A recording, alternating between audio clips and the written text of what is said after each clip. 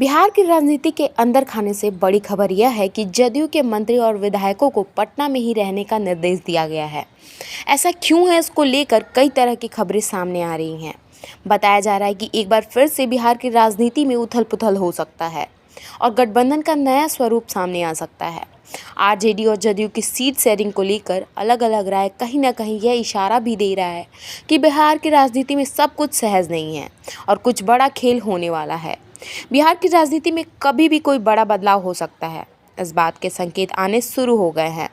कई मसलों पर राजद और जदयू की राय अलग है। 24 जनवरी को कर्पूरी ठाकुर की 100वीं जयंती पर ये दोनों ही दल अपना अलग अलग कार्यक्रम करने जा रहे हैं। दरअसल पहले जदयू ने कर्पूरी जयंती की सभा कैंसिल की थी, मगर राजद ने 23 जनवरी को भव्य जयंती का समारोह करने की घोषणा की, जिसके बाद जदयू ने उसके अगले दिन ही वेटरनरी ग्राउंड में जयंती का ऐलान किया है। पूरे पटना में माइक के जरिए आमंत्रित किया जा रहा है। जाहिर है कि अब राजद जदयू आमने सामने हैं। अलग अलग रैलियों के आयोजन के साथ ही सीट शेयरिंग को लेकर लालू यादव का बयान भी काफ़ी दिलचस्प है।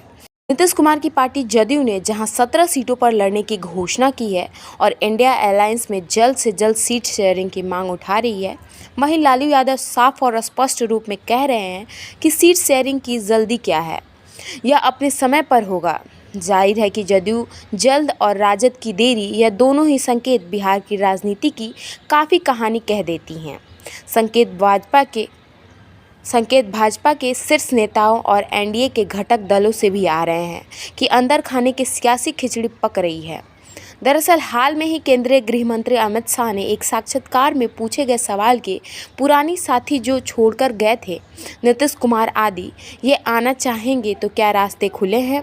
इस पर अमित शाह ने कहा था कि जो और तो से राजनीति में बात नहीं होती, किसी का प्रस्ताव होगा तो विचार किया जाएगा। उनके इस बयान को भी एक भाजपा और जदयू के बीच घटती दूरी का एक संकेत माना जाता है।